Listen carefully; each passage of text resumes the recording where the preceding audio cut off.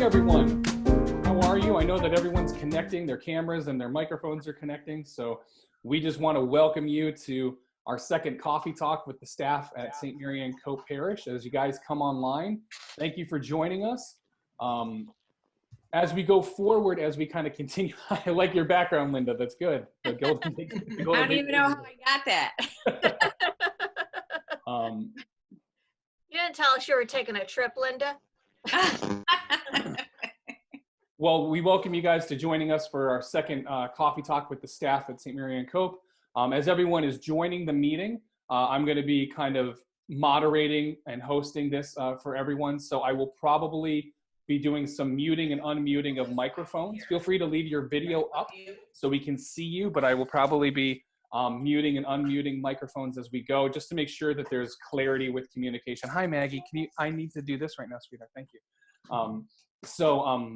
Just be patient. If you have questions or something that you'd like to add to the conversation, we definitely encourage that. There is a chat feature within Zoom where you can type in a message and I can answer it, and I can ask Father and Lori as we go.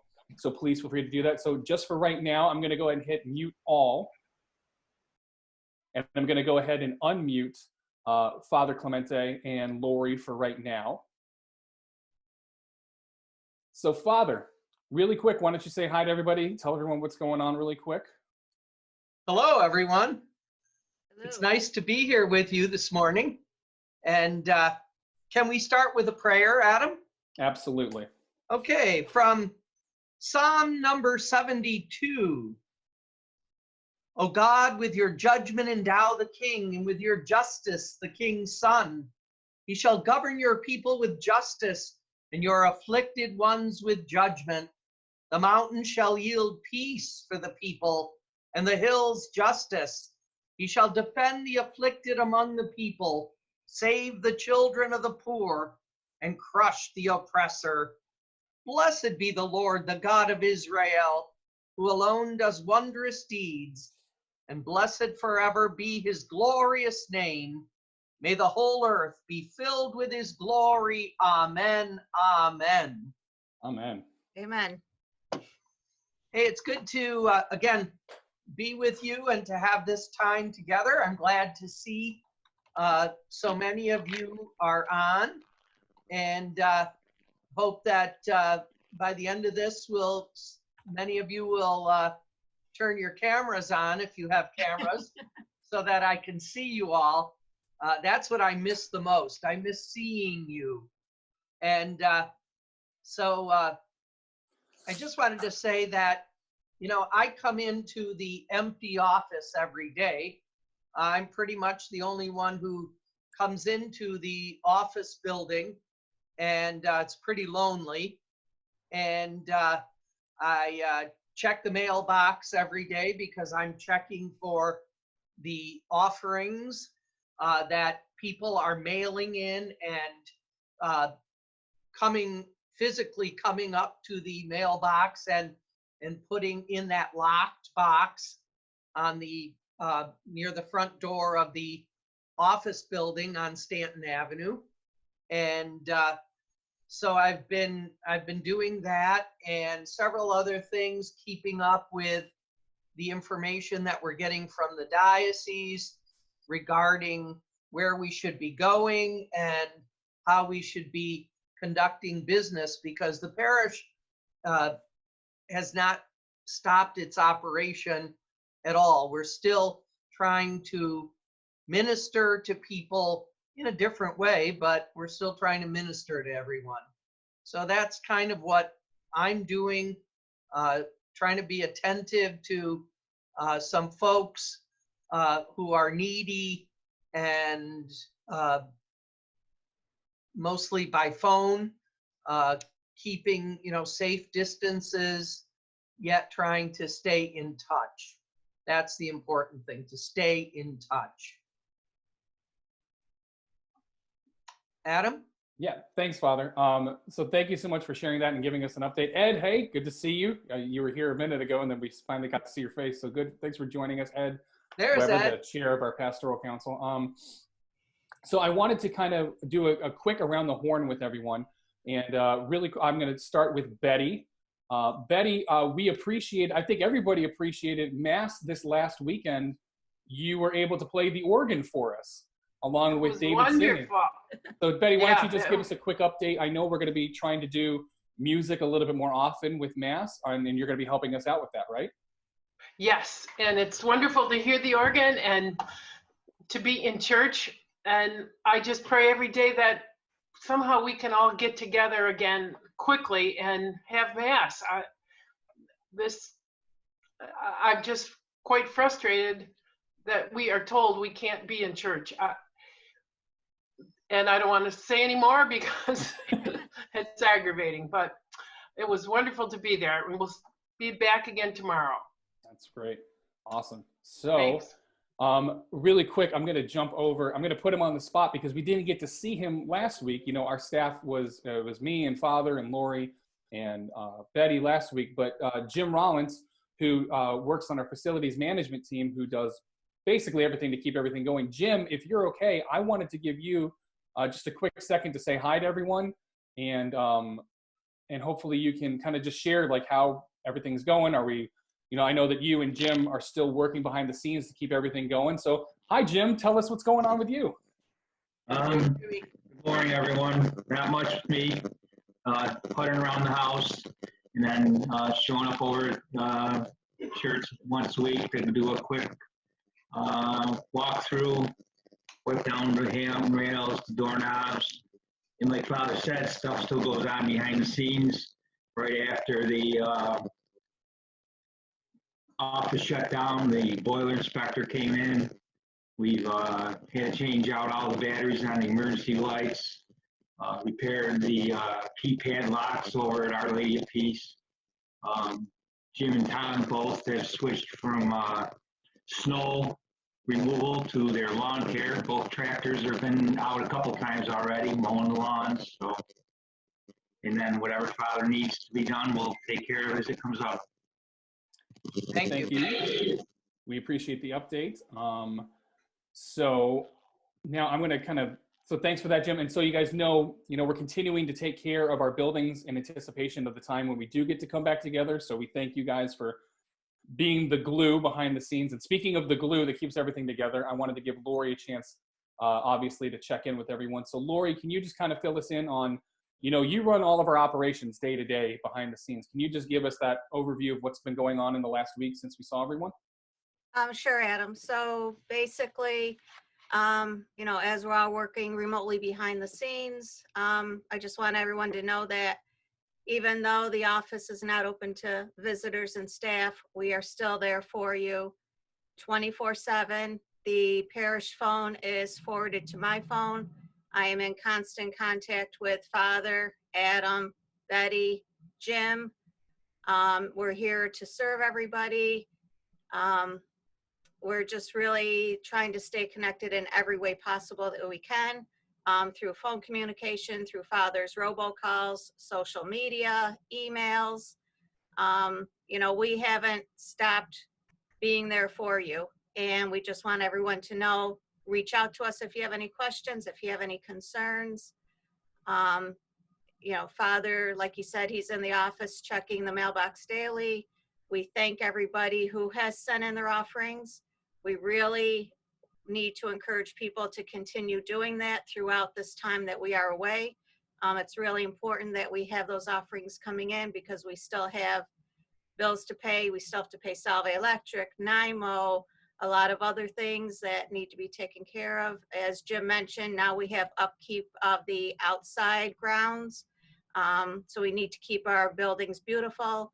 We need to be able to bring the Zoom meetings to you, Father's robocalls to you, and that's possible through your generosity. So really, thank you for that support, and we need to continue that. Yep. Awesome, thank you. And then I was also going to invite Lori and Father to talk for a little bit because as a staff, we're all in constant communication with the diocese, giving us updates about a host of different topics. And one of the things that we received some communication about in the last week was what the process is looking like, the very first steps in talking with officials about opening up the churches again. And I wanted to give Lori and Father a chance to kind of talk about that because I know that they've been the ones primarily in contact. So Father, first and foremost, do you want to give everybody a little bit of an idea of some of the conversation that's been had so far? I know there's not much, but I know that we can maybe, that they've given us a little bit of information. Yep. The main thing is that Bishop Lucia wants to open up the churches as soon as possible. But of course, we have to be wise and not open them up too quickly. And, and that's the suffering. Betty was talking about being frustrated.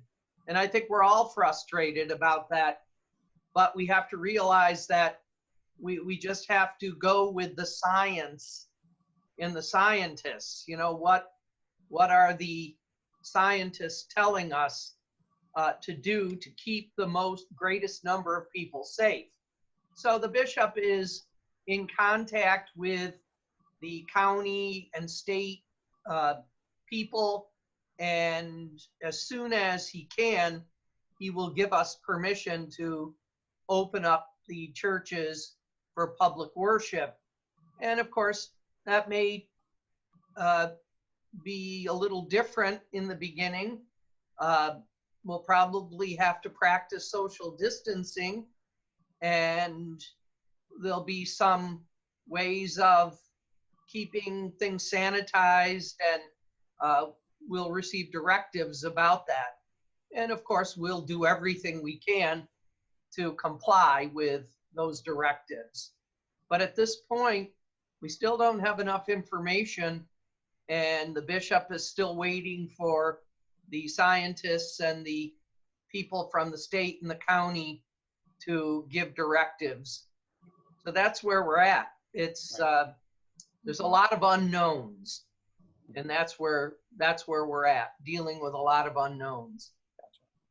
And Lori, I know that you're going to be working really closely with everyone about communicating that information out. Is there anything else you wanted to share? I know that Mike brought up a great point about last week in our conversation about how, I think our heart, it really is to kind of make it a big deal when we finally can come together the safest way possible. Lori, is there anything else you wanted to kind of add on to what Father communicated about opening up Mass again?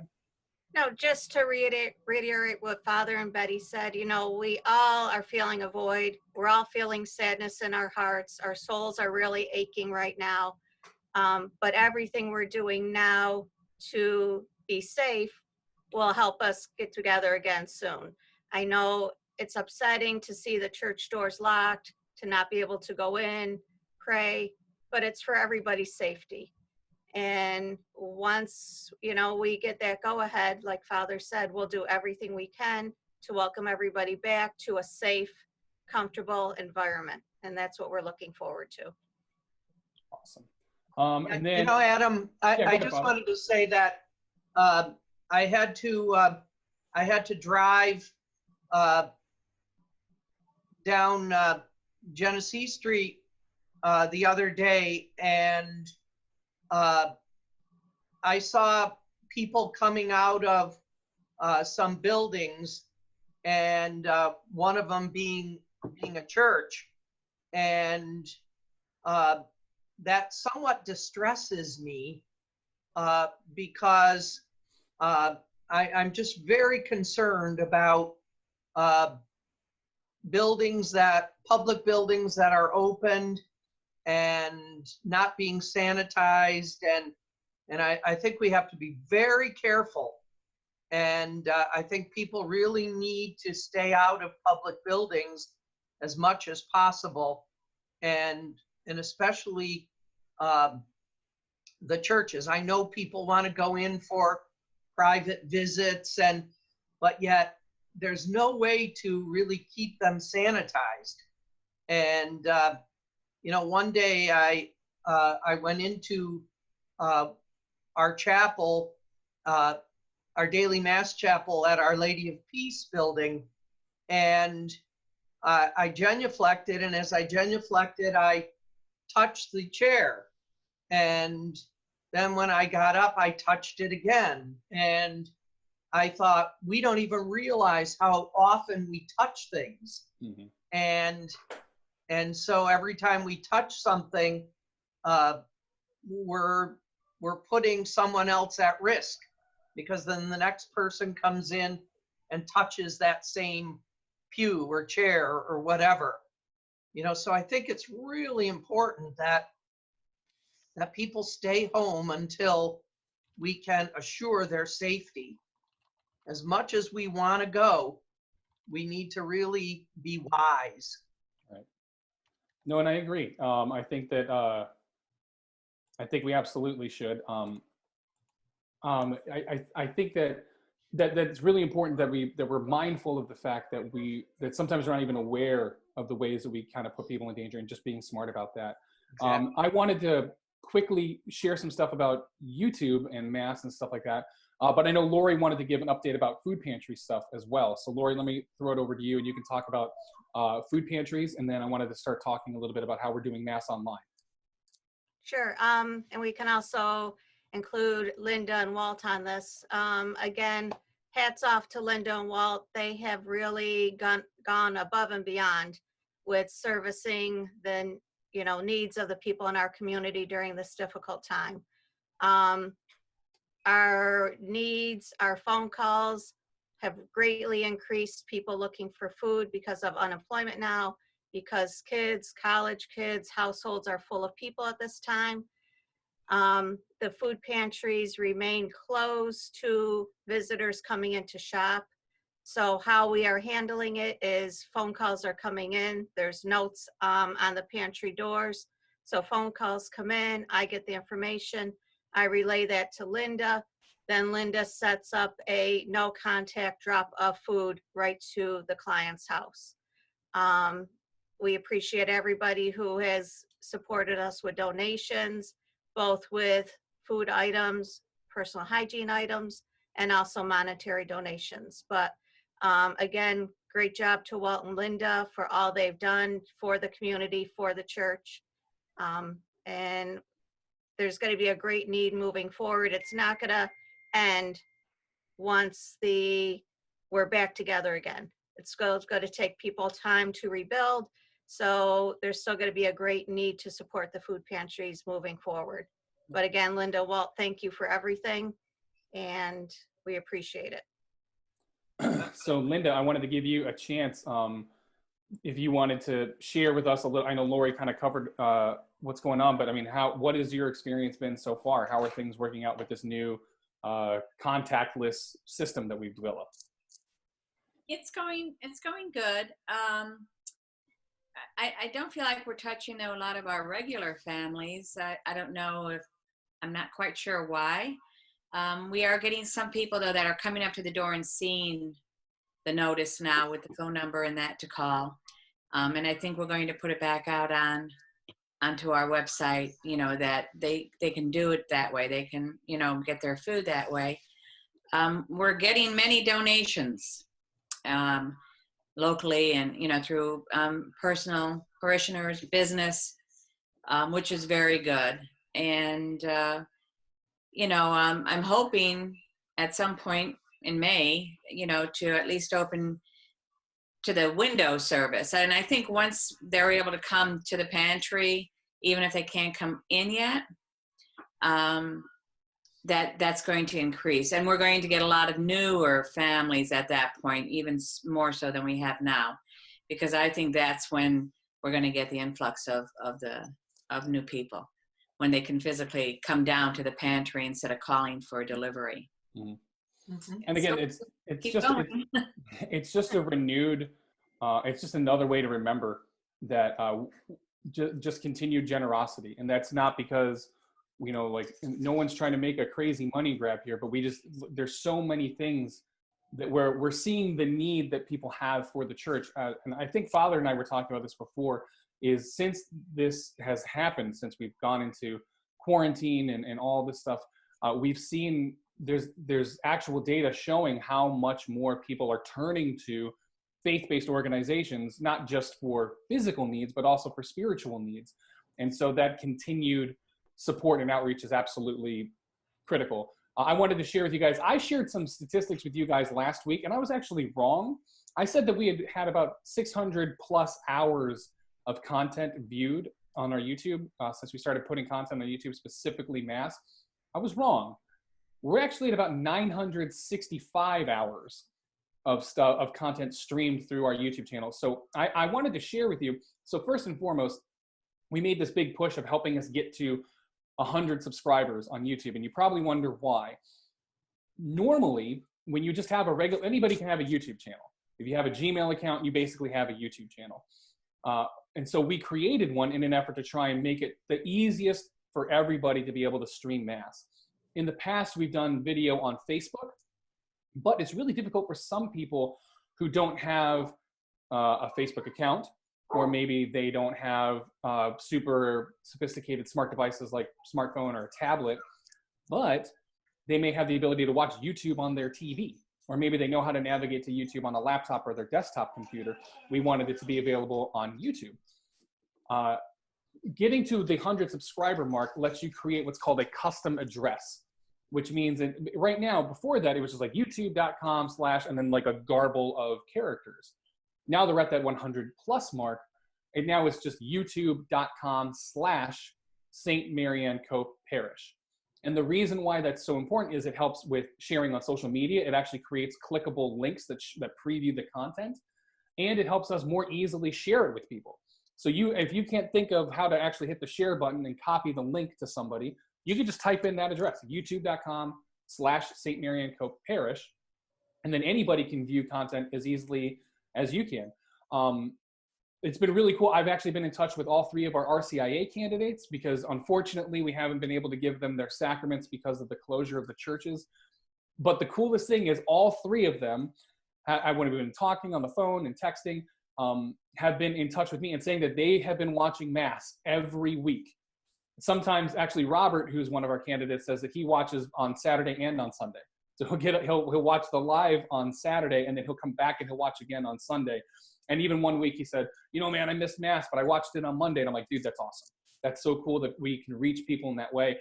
And we're seeing a lot of people tune in. So continue to share how we are doing Mass online with people. And Father, we've been getting a little bit of feedback from people outside of our parish and even at the diocesan level about how we're presenting Mass online, correct?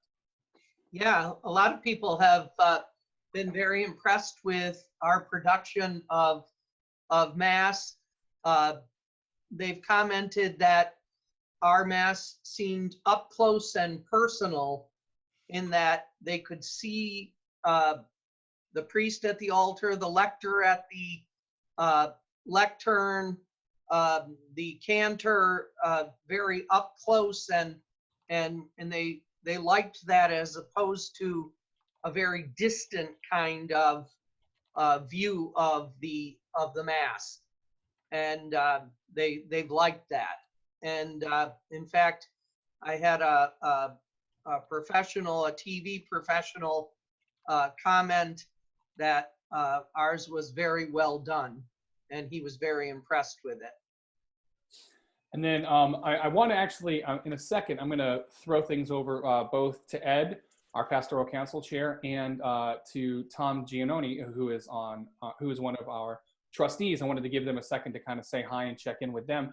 But Father, I don't know if people have picked it up. And in the last 2 weeks of Mass, and when we do Mass, when we produce Mass for online, we keep everything as safe as possible with social distancing. But you may have noticed that there's an extra person joining us at Mass over the last 2 weeks and during our Divine Mercy devotion. Father, do you want to share with them about Carlos and who Yes. Carlos is who's joining us? Yeah, we're happy to have one of our diocesan seminarians from this parish, Carlos Gonzalez. Carlos Gonzalez is from Salve, and he is a seminarian for the diocese. He's at Cathedral College, which is a house of formation attached to St. John's University in New York. And so he's at the college level of seminary. And so you're going to see him around whenever he's home. You'll certainly see him from now throughout the summer with us. And we'll be an active participant in everything we do, as a seminarian, as someone who's learning, and someday will be ordained a priest for us. And we certainly need that desperately to have another priest. So I'm happy to welcome Carlos Gonzalez into our midst as an active participant.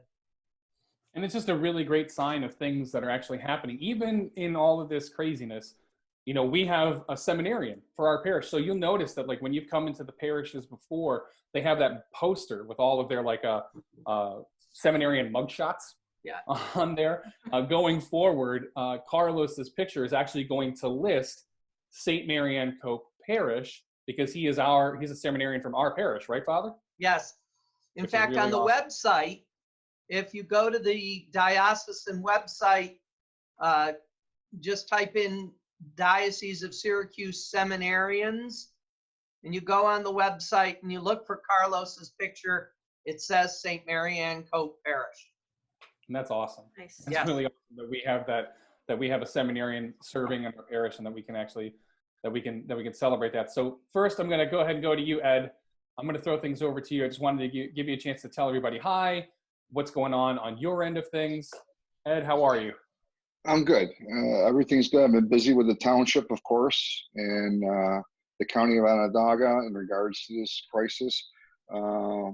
Just to give you some stats in regards to our township in the village of Salve, we have 27 cases of positives, and then we have 9 active cases. 18 have been recovered. So our prayers and our videos of the masses have worked, and our prayers to St. Marianne Cope and to the Blessed Mother. As far as the PC is concerned, I see there's a lot of members on this right now. I appreciate that.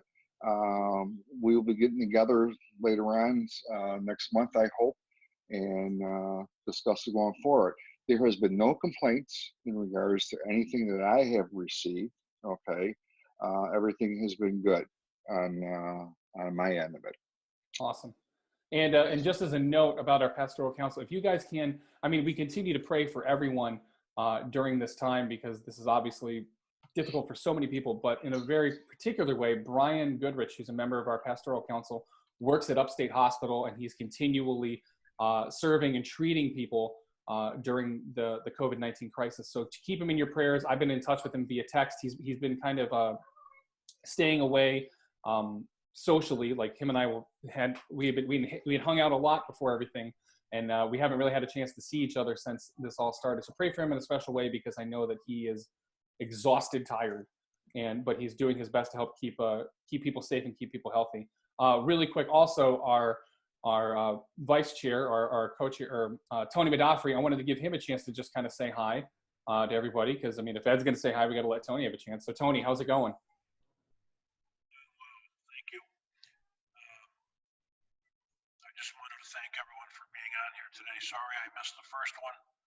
I am working, so depending on conference calls and schedules like that, that will determine if I get on future calls or whatever. But sure. I just wanted to say thanks to Father and to Lori and Betty and all the people involved. Number one, I've gotten a lot of compliments on the robocalls that Father's been making, and they seem to come at just the right time for a lot of people. So Father, thanks for that, and I hope it continues. Welcome. The online mass, I've had no difficulty. I thought the masses have been beautiful. And one of the questions I did have was about the young man that was there the last couple of weeks, but that's already been explained, so that's nice to hear. The other thing I wanted to congratulate the people that were involved with, especially during the last 3 or 4 weeks, was the work that went into to keep the fish fry going. And I thought that was great. It was nice to go and get an order and see the line continually growing regardless of the weather. And the few people that were there running to deliver the food out into the parking lots, it was a nice thing to see. And I don't know the overall results, but I got to believe they must have been pretty good considering the circumstances that they were operating under. So congratulations to everyone for that. I've had no complaints on my end as far as anything goes. Obviously, a lot of people are chomping at the bit to get back into church, and hopefully that will come fairly soon. We'll see. But that's it for now. Gotcha. Well, thank you, Tony. I appreciate you giving us a minute of your time, and I know that you've been busy too, so thank you for making time to be here. And Tom, I wanted to give you a chance to say hi to everyone as one of our trustees. I think it's really important for you to share your perspective and what's going on with you. So Tom, why don't you tell everyone hi and check in really quick. Hi, Tom. Hey, how are you? Nice to see you. Everything's good here. I'm waiting this out like everybody else. Feels very strange not to be with everybody. Holy Week and Easter was really strange not to be in church, but it's been wonderful being able to watch everything online and, still feel a part of it and still feel connected. I also want to thank Father, Lori, Adam, Jim, Linda, Walt, Betty, the whole staff for keeping things going. We keep in touch. It seems like everything's moving along as best as it can under these circumstances. As everyone said, there's no roadmap for this, so we figure it out as we go along, and we do the best we can and know that sooner or later we will be back together and maybe a new normal, but the connections that we develop and continue to develop through the social media and staying in touch with each other will help us, be back together and still remain strong. We're very lucky that we have such a strong parish and that people are still feeling their connections. So I just want to thank everybody again. And it's good to see everybody, even if it is on, in a Zoom meeting, we can still be connected. Yeah. And then Lori, I know that Paula, who is our other trustee who was going to be on with Tom today, I know that she sent you and I a message that she was having a hard time connecting, but you said that she wanted to share something with everyone. What was it that Paula wanted to share? Well, no, just right now, she apologizes. She's having difficulty connecting. They're working on it. She hopes to be able to join us before we're over. And yeah, she's just been sending some texts. So if she has anything else, I'll just pop in and let you know, but hopefully she hopes to be on before we end. Great. Well, what we wanted to do also is give everyone the chance to do Q&A if you have a question. So Father had some stuff that he wanted to share with us, kind of like a little bit of a teaching like we did last time. We're going to do something like that kind of towards the end of our time together today. But if you guys have any questions, if I'm looking at all of your videos right now, if you have something that you'd like to ask or something you'd like to say, just raise your hand and I can unmute you and you can chime in if you'd like. So if anyone's got questions, also you can ask them in the chat and we can address those as we go. But yeah, I think that it's really an affirmation that things are continuing in this time. And I know that it's difficult and we're constantly trying to look at ways to make online mass better, make a better, more congruent online experience for people so that they can stay connected right now. And we're also looking at different things that we can do during the week. I know that we had a lot of success with our Nuts and Bolts series when it was in person. And then when we moved it online, we had people tuning in and asking questions and really found that beneficial. So I've been looking at some things that we can do offline. I've been looking at some resources from Robert Barron's Word on Fire Ministries as a way for us to do kind of like an online small group study.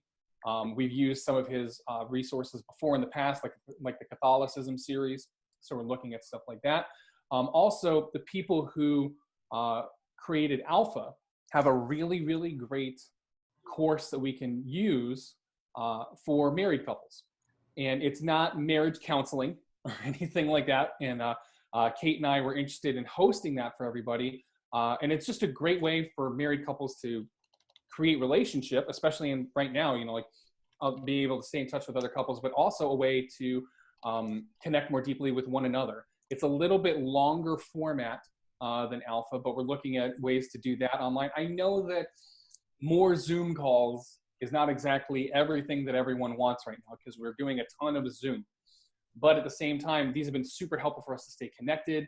and the ability to actually rebroadcast these later when people can't join us live has actually been really helpful. So we're looking at ways to host that over Zoom and keep people connected. I've been trying my best to stay in touch with our young people, specifically our middle school and high school teens. We were doing some online stuff before, and some of them shared with me that they're getting a little overloaded, not only with just the amount of schoolwork that they have to do, but also the amount of time that they actually spend on Zoom calls. So I have kind of reeled back in that online call experience. I've been doing some things, just some quick check-ins using Flocknote, which is our way to safely communicate with one another via text. That's approved by the diocese. We've been doing a couple of online Instagram lives where I can quickly stream an encouragement or something about scripture to them and they can stay tuned in. But I'm just trying to kind of connect with them in their day-to-day. It's very different from the way that we were doing things before, having weekly and bi-weekly youth nights. We're not doing as much of that. But one of the upsides that I've seen is a lot of our teens that were participating have shared with me that they are going to Mass on the weekend. And even to the point where some of them shared in the past where if they're traveling or if it's just a regular weekend, that maybe mom or dad or whoever wasn't able to get them to Mass in person, or maybe they just didn't want to go to Mass because they were not able, because their parents weren't able to, they didn't want to go. They've been sharing with me. I've had several teens say, like, you know what was cool is I woke up and I kind of got the crusties out of my eyes and I grabbed my phone and I watched Mass in my room. I watched Mass in bed, which is to me a huge encouragement that a 15-year-old is sharing that they're going to Mass even when they can't be at Mass. So I just wanted to kind of give you guys an update on youth stuff. We've not abandoned them completely, but I'm also trying not to overwhelm them in an already overwhelming situation because there's a lot going on in the lives of our young people. So like I said, if you guys have questions, you want to talk to Father about something, you want to talk to me or Lori or anybody else. But Father, I know that you wanted to talk a little bit about how this topic that we talked about how clergy and laity work together in the church. So I wanted to kind of, we can kind of dive into that and answer questions about that. But a lot of it too, like I was sharing with you the other day, I have a friend who's been coming with us. He just started coming to Mass about a week or two before lockdown happened, and he's been streaming online. But he shared, a lot of times he'll call me Pastor Adam. And I've talked to him. I know that's kind of a running gag in our parish because we have obviously the Reverend Bove, who we joke around about, but he calls me Pastor Adam. And I wanted to kind of talk to you about why like I'm a staff member, I'm the youth minister, I'm the evangelization minister, I have these titles, but why don't we call somebody like me who's not ordained a pastor? The title pastor comes from, of course, the person who protects the sheep or is entrusted with the care of the sheep. That's where that word comes from. And in the Catholic Church, there usually is one person who is that hub of unity, that person who is responsible for the spiritual and moral and development of the people. He's the person who's responsible for the salvation of souls, because that's our main purpose, to provide what is necessary for the salvation of souls. And in the ordination rite, when a deacon or a priest or a bishop is ordained, that's emphasized, that's his primary responsibility. That's his life's vocation, to save souls for God. And while a lay person participates fully in that process, it is the ordained person who is designated by God to have that burden, if you will, or grave responsibility, that sacred and serious responsibility. So while that gentleman refers to you as, Pastor Adam, of course, that's a sign of affection. It's all good. It's a sign of relationship, but technically, I'm the pastor of the community, the protector of the sheep, if you will. And that the Catholic Church is very specific about some things where outside of the church, they're not as specific. I know that I'm familiar with a particular congregation, and they have the senior pastor, but then they have 5 other pastors, and they're not ordained people, but people who work in ministry, who have they're highly trained, they have excellent pastoral skills, and they call them pastor, like the youth pastor or the evangelization pastor, or the small group community pastor, but yet they serve, in that ministry. In the Catholic Church, we're much more specific about that, Adam. And I think that also it's important to remember, we kind of talked about this a little bit during Nuts and Bolts, is it references back to not only the history of the church and the early time of the church, but also early Jewish life, even predating the church that Jesus establishes. When you talk about pastors that coming from the name of a shepherd, like somebody who actually is the shepherd of a flock, there weren't multiple shepherds taking care of a flock of sheep. There was one. And Jesus very specifically points out that the sheep hear him and know his voice. They know his voice.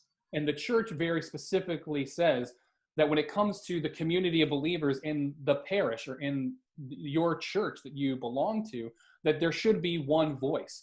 Now, in the early history of the church, remember we talked about in Nuts and Bolts, that term that we get from the Greek, which is presbyteroi, which means an elder in the community. And that term is given to those who were handed on the office of apostle. So those who carry on what's called the apostolic succession, the work that came from Jesus to the apostles, and the apostles handed on to their successors to serve the community by praying, baptizing, and bringing the Eucharist to people. However, there were also people in the community who were not considered the presbyteroi, who served in roles. So there were men and women who cared for those in the community who were sick or hungry. There were men and women who prayed for one another and were responsible for that mission of evangelization, actually going out and bringing people into relationship with Jesus. And we see in the early church, it talks about in the Acts of the Apostles, the numbers and how they grew exponentially in this work, that it wasn't just the apostles doing it, but it was the people of the church who were continuing to support the role of those leaders.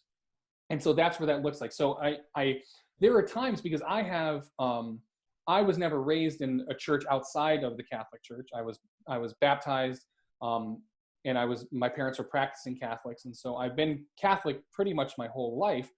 But I have in my history, my biological father is a pastor.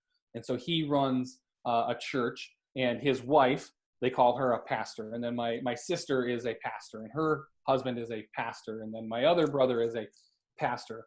And while there's a very small part of me, because I'm a little bit of a narcissist, that would like people to give me that deference or that title, at the same time, I could imagine that would be extremely confusing to the community. Who is in charge here? Who is really responsible for helping me? And I know that when I go to my church, when I go to my parish, when I see Father Clemente, I know that I can put my trust in him. And the church does the same thing. And there's I'm not ordained. Even Maggie will ask me sometimes, she's like, "So Dad, are you a priest?" I'm like, "No, honey, I'm not a priest." And she goes, "Well, you wear a ring and Father Clemente wears a ring. Why does he wear a ring and you wear a ring?" And I go, "Well, that's because this ring represents our vocation. So Father Clemente is married to the church. He is responsible for her care. I am married to Mommy. I am responsible for her care and your care. So the church even talks about how parents they run a domestic, they call it the domestic church. So in a way, I run my little church. I have a congregation. There's 4 of us, and I'm kind of pastoring that community in a way. But what I'm doing is emulating what the priest does. And what the priest does is emulate what Jesus does. And that's why it's so important. So we serve in a number of different roles. And it's not just limited to men who serve in the church. Obviously, we have people like Betty and Lori in our community who also serve. But yeah, we just wanted to talk about how laity and the clergy kind of interplay with one another. And also, Father, it helps you be in more places at once for you to have people serving along with you, correct? Sure, absolutely. And that's right. And, as I said, just because someone isn't the pastor doesn't mean that he or she is not important and not vital. We need everyone exercising their particular gift and giving their particular gift in the church. St. Paul said, many gifts, one body. And so we need everybody. And it's not a matter of better or worse, or it's not one is not better than the other, but all are necessary. And, I think sometimes we forget that just because we have different roles, it doesn't mean that one is superior to another. It just means they're different. And different is good, that we're not all doing the same. We're not all called to the same thing, that we're called to what flows from our particular personalities, our gifts. Some people are very effective, but they don't want to be leaders. They're not comfortable being leaders, and that's fine. They do what they do well, but they're not forced to do something that doesn't flow naturally from them. And that also really harkens back to the idea of living out a vocation. That the things that we do within the context of the community of faith within the church are things that we pray about, and we're constantly discerning. I talk to young people a lot about when Kate and I met. It was very clear very early on that we were going to get married. That she was the person that God had prepared as my wife, and that I was the person that He had prepared as her husband. But at the same time, as we were preparing for marriage, we were constantly still praying about our vocation. I was actually accepted to seminary, and Kate had actually been accepted to and was working on getting into life in religious sisterhood. And so even throughout that whole process, we were still praying about it because, I tell teens, like, up until your wedding day, up until that moment where you say I do and you're married, you should still be thinking about what your actual vocation is. Men should be considering priesthood and religious life. Women should be considering religious life. And then also that there's no greater vocation than another. That, like Father said, that just because he's a priest doesn't mean that he's more important than me. Or just because somebody's married that they have more value or are more important than a single person.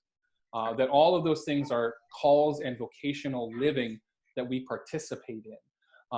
And I think, Father, a lot of times if anyone here is a lot like me, and I've had some people ask questions about conversations that have been had in the not too recent past within the church about, I think that sometimes people who lean to a particular perspective will say that the church is changing in a way that's bad because we have these dialogues about the role of married people and women in service of the church.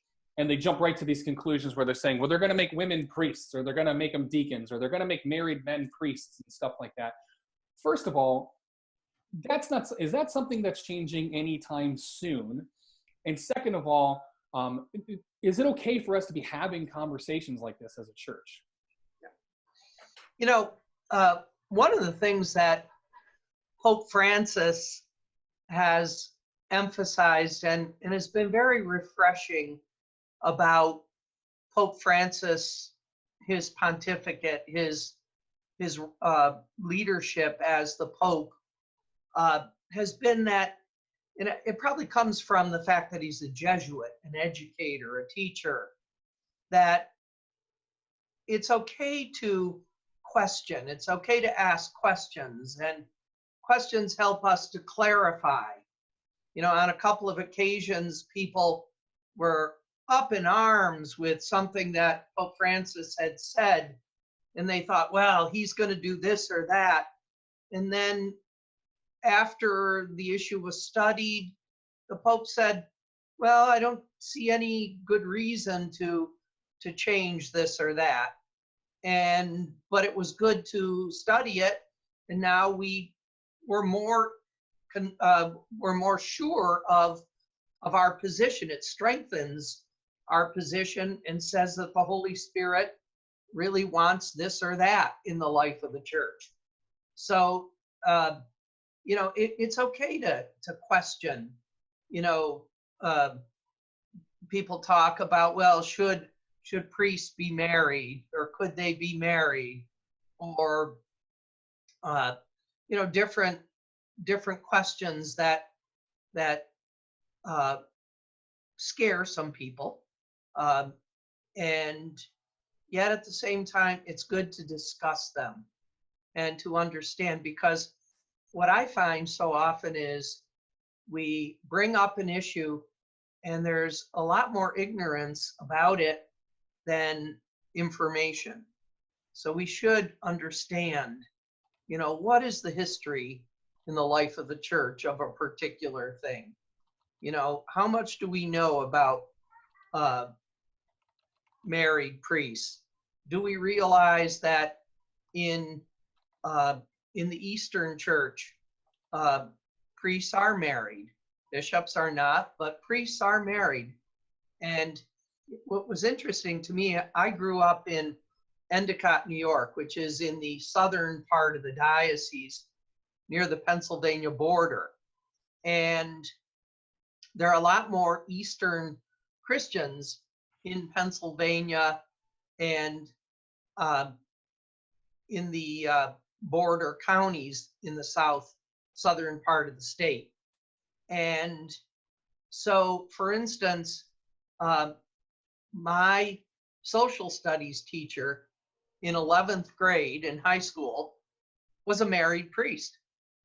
And he was pastor of St. Peter and Paul's Church, which is a Catholic church, just as Catholic as we are, but Eastern Rite. But his congregation was small, and he had to have another job. And so he was a teacher in the high school. And I don't think that that's well known in Syracuse, the Eastern Church. We have an Eastern Church, St. John the Baptist, on Tip Hill, and we're not very familiar with the Eastern Rite. But in my hometown, there were 3 Eastern Rite churches, and all 3 priests were married. We thought nothing of it. We knew that the Latin Rite were the Latin Rite. They were not married, but the Eastern Rite priests were married, and it was no big deal. So I think the more you understand, the more you learn, the more you become comfortable and are not afraid of certain concepts. And I think that's what, you know, Pope Francis keeps reminding us. We can study things, we can ask questions, and it may not change a thing in the end. But yet it was good to ask the question. You know, I always say the church moves like a glacier. And that means real slow. But yet we still need to ask questions, have discussions. Absolutely. And that doesn't mean that we have to be afraid of what those questions, the subjects that those questions bring up. And I think that there's 2 really important things. One is a topic, and I wanted to address 2 things along those same lines. So first, understanding that the idea of what the church refers to as priestly celibacy, or like the fact that priests do not marry in what's called the Latin Church or the Roman Catholic Church, which is different than the Eastern Church. The Eastern Church is part of the Roman Catholic Church. Yes. But in the Western or the Latin Rite, this is what's called a discipline of priests. And it's really important to distinguish things like the word theology and the word doctrine when it comes to discipline. Theology being the study or the understanding of God, theos. Doctrine being the particular practices or prescriptions of faith. And then a discipline is something that the church asks of somebody, right? So the discipline of priestly celibacy is something that the church asks of men as they become ordained men, right? And it's their decision to accept that discipline and move forward, or to say, I cannot practice that discipline and move in a different direction. And that's part of that process of discernment.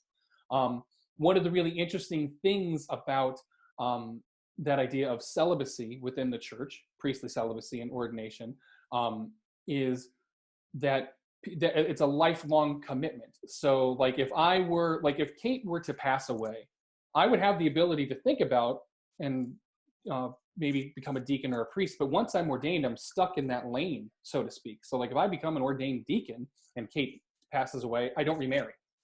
Or if I become a priest after Kate passes away, I don't marry. And then really quickly, I wanted to do this before we get to a Q&A. I mentioned earlier about this idea of a female or a women's diaconate, where there's actually context or historical proof of in the early church, but you got to understand the context of things, because without context, it's pretext. When we look at a female diaconate in the early church, when baptisms happened, babies weren't being baptized in cute little gowns. It was men, women, children of all ages, both genders being baptized. And it was wildly inappropriate for what was then, and they were still considered part of the Jewish people. And Jewish law would prescribe that when somebody's being baptized, you get baptized in the nude. Not to be weird, but you got baptized in the nude, and it would be wildly inappropriate for a man to be that close to, in proximity to, a naked woman. So they actually instituted this idea of a female diaconate because they would be, the female deacons would be responsible for the baptism of women members. Is that correct, Father? Yes, exactly. So now, in the context by which we celebrate the sacrament of baptism now, it would be totally fine for Father to be baptizing somebody because we're not baptizing them in the nude. You know what I mean? Right. Social norms have totally changed since then. And so it's, again, understanding the context of why something happened rather than just accepting the pretext of it. That being said, I don't want to go too much longer, but I wanted to give everyone a chance. We wanted to give everyone a chance to do questions. So drop them in the chat if you have questions. Or, like I said, I'm looking at you guys. If you guys have something you want to say, raise your hand. Give me the high sign that you wanted to ask a question. Whether it's a matter of faith that you wanted to learn about, talking about life in the parish, or you just wanted to add something, please, please.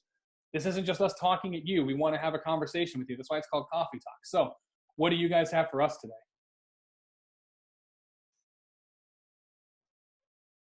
Here comes Mike.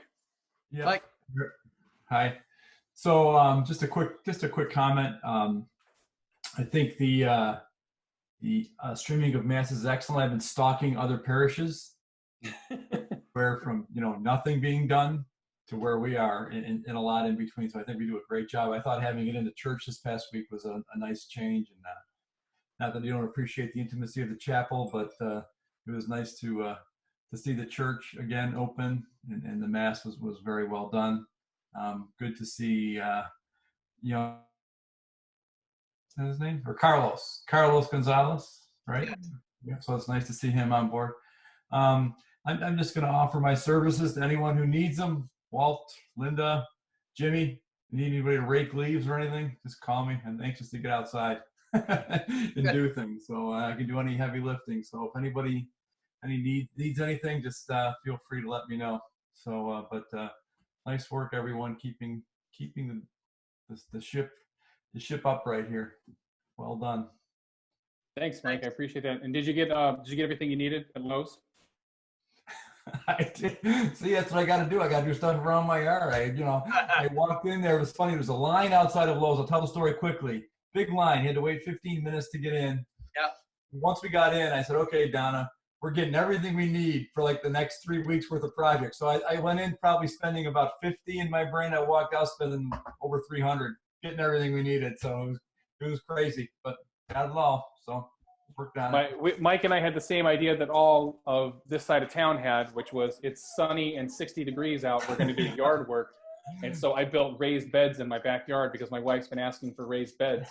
And I was grabbing a pallet of topsoil, and Mike came up, and for the first time in my life, somebody else looked like they were going to be robbing somebody, not me, because Mike had his hood up and sunglasses and his mask. Yep. And it was really funny. It was just a funny story. Incognito. So anybody else? Does anybody else have anything that they wanted to add, or a question they wanted to ask, or anything like that? This is your guys' time too to have a conversation. I have a question. I want to know where Tony Madafri is in that nice office. Tony, where are you at? Tony, where are you in that nice office? I am in East Syracuse at my office. Been coming in every day, mostly every day. So I'm in our conference room. And, very quiet, as you can see. Yeah. So I'm right off of Fly Road, Father. You know where DeWitt Landing is? They call it DeWitt Landing. I sure do. Well, we're the building way in the back, all by ourselves. So. Okay. Hey, look at one other topic real quick. You know, I got thinking about this as the conversation was going on. You know, we may know someone, and I say we, everyone on the call, especially like Father, Ed, your involvement with the town.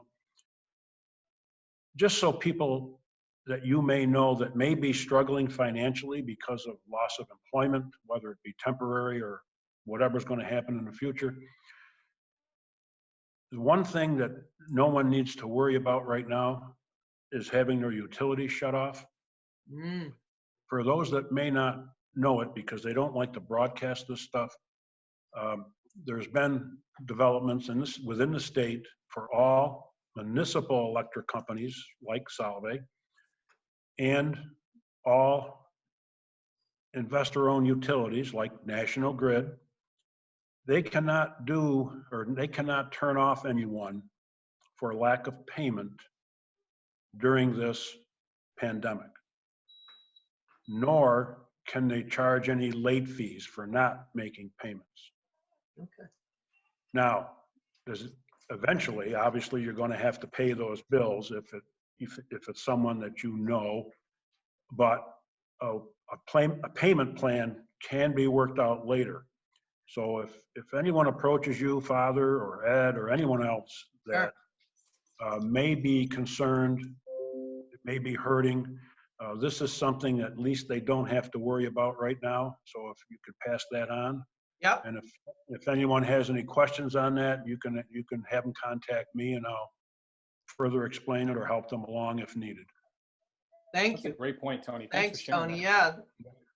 Now, And I wanted to share, just really quick, Tony, I wanted to share this along in that same vein, because we get our bill from Salve Electric.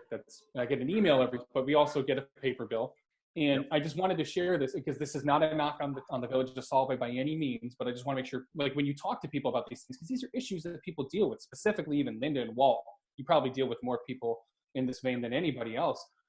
This month's bill, I noticed from Salve Electric, came on a particular shade of pink, even though it wasn't a late bill. Because traditionally when you get a notice about a late bill, what color is it? It's pink. Pink slip. It's a pink. This month's bill was a regular bill, but on pink. So make sure you talk to people about that they're aware, because we may have neighbors who may not understand, like read the print and understand that you're okay. Nobody's coming after. Now, I understand it because the village has to stay open and has to be able to operate. So using pink paper may have been intentional, but I don't consider it like dirty pool or underhanded. It's just what happened. Maybe that's just the color of paper that was in the printer this month.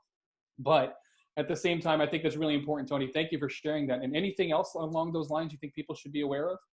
You know, Adam, I want to comment on that too. I think you bring up a really good point. You know, one of the ways that we, our process of getting bills paid is scanning them to the person who cuts the checks. And it's sometimes difficult to scan colored paper because it comes the scan comes very grainy. The darker the paper, one time, I think it was in the month of December, the bills were on a bright red paper, and that will scan almost all black. You can't copy that kind of that intense color. So I think it would be best to have bills sent on white paper so that they can be scanned and copied to assist in the payment process. Interesting kind of thing. You would never think of it unless you're scanning or copying those bills. Yeah. So Tony, did you want to finish up that thought? I'm sorry that I stepped on it, but is there anything else you wanted to share in that lane? No, I just wanted to make everyone aware of that for anyone that, may need help during this pandemic, that's all. Absolutely. Well, thank you very much for sharing that. Thanks. Anybody else have anything, like a question they wanted to ask any of us, or anything that they wanted to share or talk about? Please feel free. I've set it up so that if you wanted to unmute yourself and ask, you can chime in. I'm trusting you. But feel free to ask a question if you've got something you want to say. Hi, Gloria. Hi. My question is for Linda. The last time I wanted to give something to the food pantry, I asked her what the best way to do it was, and she explained that sending a check to the food pantry would be very appropriate so she could buy stuff from the food bank. Is that still what you'd like us to do? Yes. Yeah. Monetary is always good, especially right now. Bringing a lot of stuff into the pantry. It has to sit there for a little bit before we can sort through it, and then get it out into the pantry. So monetary is always good. Although we'll take the food donations too. That's fine. The thing with the food donations is we are only there now at a limited time because we go down and we do what we need to do, and then if there's deliveries, we're out delivering. So we're not always there at the time. So if there's any food donations coming in, it's best to give a call, and I can set up a time for that, just to ensure that I'm there at the time the person comes, to deliver that. But monetary is really better because then I can, when I'm shopping the food bank, I'm going for the need.